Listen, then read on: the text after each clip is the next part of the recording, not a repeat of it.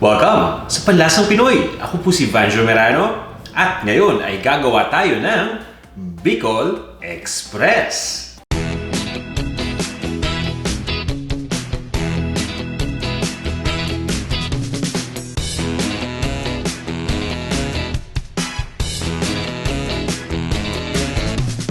Ito yung mga ingredients na gagamitin natin para sa dish na to. Pork belly, hiniwa lang natin into cubes. Siling pansigang, coconut milk, coconut cream o kakanggata, sibuyas, balaw o yung salted na alamang, Thai chili pepper, luya, bawang, at ng Knorr pork cube. At eto naman yung kompletong listahan ng mga ingredients kasama ang sukat ng bawat isa.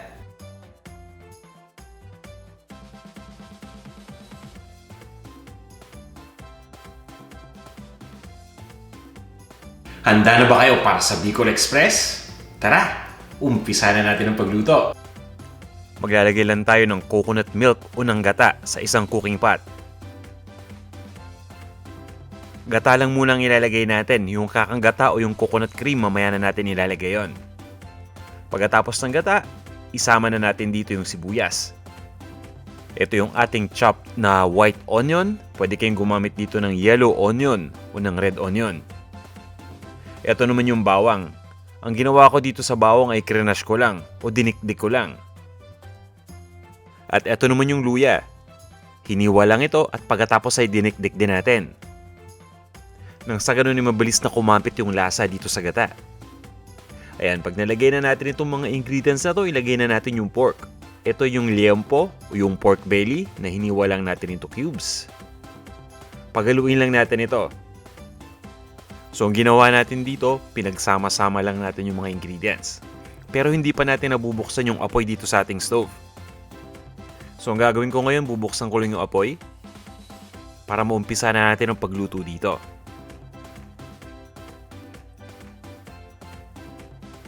Takpan lang natin itong ating cooking pot. Nang sa ganun ay mas mabilis itong kumulo. Ayan, at hintayin lang natin na kumulo na yung mixture dito.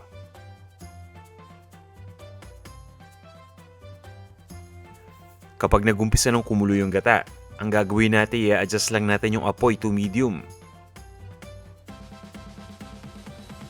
At habang pinapakuluan natin itong ating mixture dito kasama yung karne, haluin lang natin ito once in a while.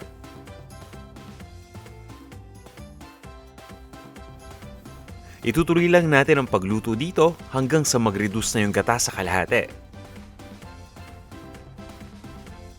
At habang niluluto natin itong gata, mapapansin ninyo, may mga pagkakataon na unti-unting namumuo na itong gata habang pinapakuluan. Kapag ganyan ang nangyari, ang gagawin natin, hahaluin lang natin ito. Itutuloy lang natin ang paghalo hanggang sa tuluyan na maging smooth uli yung texture ng gata. Ngayon itutuloy lang natin yung pagpapakulo dito hanggang sa mga lahati na itong gata na nandito sa ating lutuan. At ang kagandahan dyan, habang pinapakuluan natin itong gata at pinapareduce natin, unti-unti na rin lumalambot yung liempo o yung pork belly na nilagay natin dito. And at the same time, yung lasa ng ibang mga ingredients ay kumakapit na dun sa gata. Kaya malasang-malasa na talaga ito ngayon.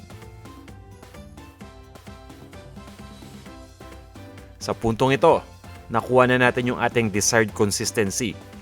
Nag-reduce na yung gata sa kalahati. Kaya mapapansin niyo medyo malapot na ito ngayon. Pwede na nating ilagay dito yung ibang mga ingredients pa. Ito na yung balaw o yung salted na alamang. Ang pagkakaiba nitong balaw sa bagoong, itong balaw ay naasinan lang o salted.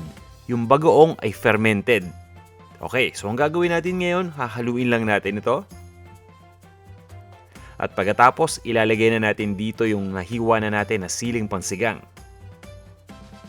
Pwedeng siling pansigang, pwedeng jalapeno. At ito naman yung ating Thai chili na na-chop lang natin. Pwede rin kayong gumamit dito ng siling labuyo at yung dami ng sili. Depende yan sa inyo, no? Depende sa heat tolerance ninyo. Kung gusto ninyong maanghang, pwede nyo pang damihan yan.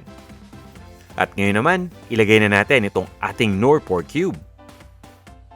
Gumagamit ako nito dito sa aking Bicol Express nang sa ganun ay maging buong-buo ang lasa ng pork. Diba? Rich and creamy na yung Bicol Express natin. Maanghang pa. At pagkatapos buong-buo ang lasa ng pork, ano pang hahanapin natin? Haluin lang natin ito. At pagkatapos, ilagay na natin yung coconut cream o yung kakang gata. Ayan. Mas lalong magiging rich and creamy na itong ating Bicol Express. Haluin lang natin itong mixture. Diba? Napakasarap ng Bicol Express kapag napakaraming gata dahil mas nagiging rich and creamy ito. Ang gagawin natin ngayon, papabayaan lang natin kumulo itong gata. At kung kumulo na, itutuloy lang natin ang pagluto dito. Hindi na natin i-cover itong ating cooking pot. So ang gagawin ko dito, ipapabayaan ko ng tuluyang mag-evaporate itong gata. Mapapansin natin mamaya na unti-unti nang lalapot itong gata hanggang sa magmantika na ito. Ito ang gusto kong Bicol Express, yung tipong nagmamantika na yung gata. Kung ang gusto ninyong Bicol Express ay yung medyo masabaw ng konti, yung may konting sauce, pwede na ninyong ihinto yung pagluto habang hindi pa ito nagmamantika. Ilipat lang natin ito sa isang serving bowl at iserve na natin. Ito na ang ating Bicol Express.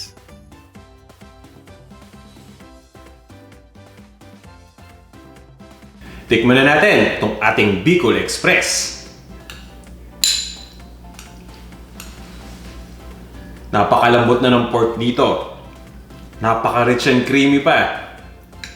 At ang bango-bango. At maanghang pa. Pero ang sarap. Grabe.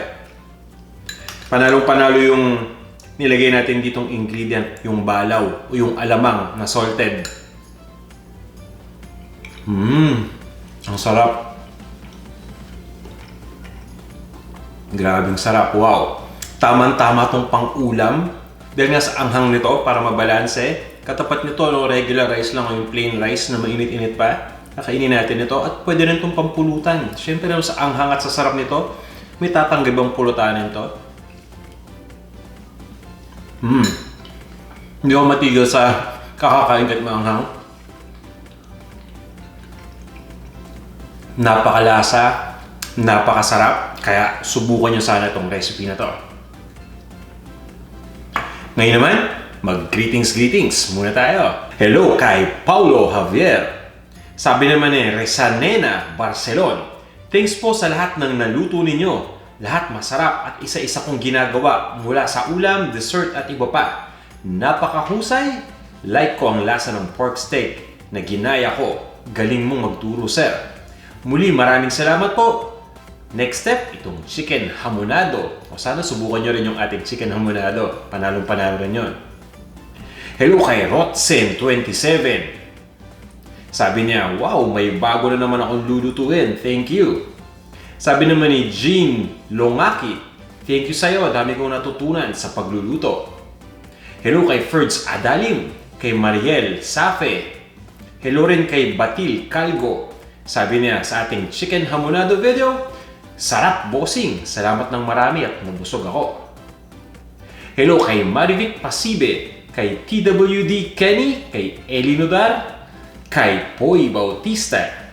Hello rin kay Von Andrew Ronquillo. Sabi ni Von Andrew, ano po ang Tagalog ng brown? Aba, napag-isip ako doon Tagalog ng brown sa tingin ko, karaniwan sinasabi natin kulay tsokolate. O hindi kaya'y kayumanggi. Kung may alam kayo na talagang totoong Tagalog ng brown, kasi yun yung pagkakalam ko nung maring hindi tama yun. Kung alam niyo ang sagot, sana mag-comment din kayo para matulungan natin si Von Andrew. Pati na rin ako para at least makasigurado ko na yun nga yung Tagalog ng brown, di ba? Ayan. Hello rin kay Raycely Baldemoro at kay George Hangayo, kay Cara Danvers, hello sa'yo, at kay Simply Silent. Hello kay Engineer A. Username niya yun. Sabi niya, I love Panlasang Pinoy. Salamat po. Sabi naman ni Panlasang Mamamayang, ang ganda ng kanyang username. Ang sarap naman yan, Lodi Vanjo. Ang galing mo talaga magluto at mag-bake. Favorite ko pa naman ang banana bread. Thanks for sharing. Tinutukoy niya obviously yung ating banana bread na video. Alam niyo, gumawa tayo ng remake video ng banana bread dahil napakapanalo ng recipe na yun, moist na moist. Kung hindi niyo pa nasusubukan, isearch lang dito sa YouTube ang banana bread, Panlasang Pinoy. Hello kay RG Ngam, kay Jose Rafael Laruta, kay Jules Imba, kay Morissette, Ferlinda Rios, hello rin sa'yo. Hello kay Ina Zonio, kay Fantanich 21, kay Janu, George Pascual, at kay Karen Garcia, hello sa inyo. Ito naman yung mga kaibigan natin sa Instagram na lagi nagko-comment sa ating mga post.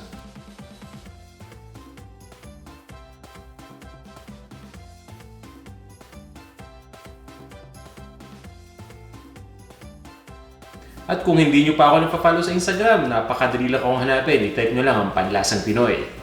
Maraming salamat sa lahat sa inyo na lagi nagko-comment dito sa YouTube at sa Instagram.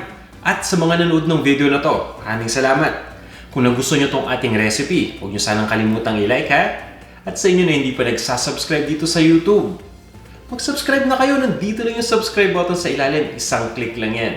Para ma-notify kaagad kayo ng YouTube kapag may bago tayong video na ina-upload. O paano? Magkita-kita tayo sa ating susunod na video ha. May isa na naman tayong interesting na recipe na i-share sa inyo.